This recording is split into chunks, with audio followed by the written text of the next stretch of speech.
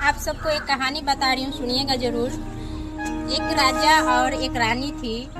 उसके पास दो बच्चे थे, दो बेटा, और दोनों बेटा बहुत ही प्यार से, बहुत ही अच्छे से रहते थे।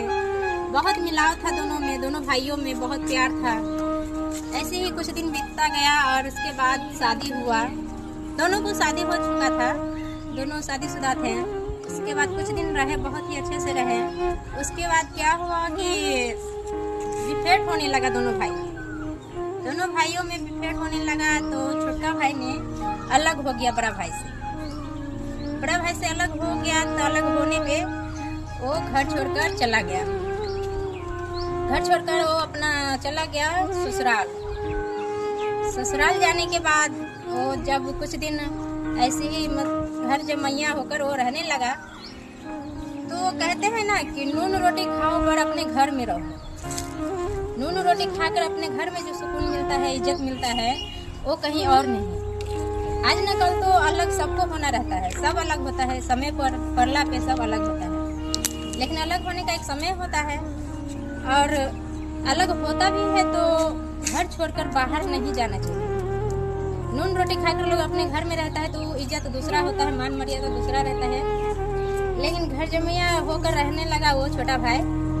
रहते रहते मतलब गांव घर का लोग सब होता है ना, बोलने लगता है, तरह तरह का बात बनाने लगता है। तो उसको मतलब ऐसे ही बहुत लोग सब ताना मारते थे ससुराल में।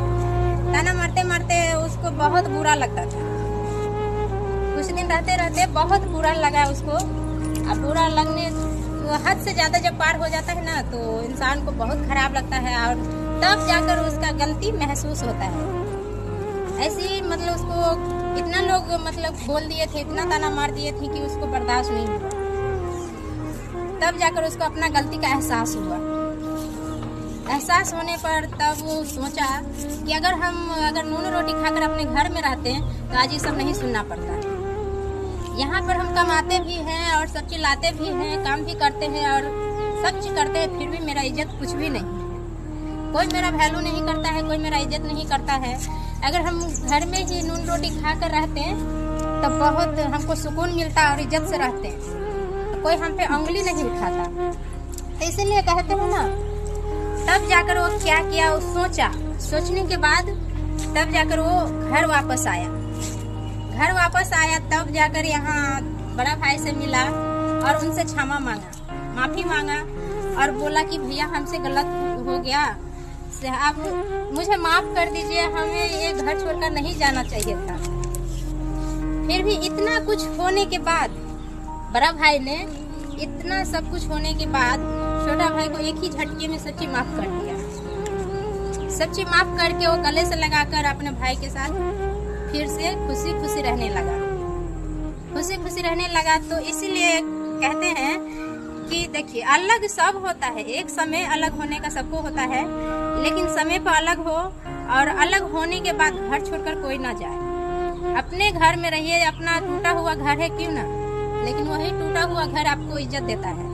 और नून रोटी क्यों नहीं खाते हैं अपने घर में, लेकिन वो मान मर्यादा नून रोटी खाकर मिलेगा, आपको इज्जत मिलेगा, वो दूसरा जगह जाकर नहीं मिलेगा। दूसरा जगह आप कितना अच्छा खाना खा लीजिएगा, फिर भी वो इज्जत नहीं देंगे कोई। इसीलिए अपने घर में अलग होइए, लेकिन अपने घर में रहिए, बाहर मत जाइए। तो आप लोग को कैसा लगा ये कहानी, आप लोग बताइएगा, और साथ ही साथ लाइक कमेंट शेयर जरूर कीजिएगा, और मेरे आईडी को फॉलो कीजिएगा।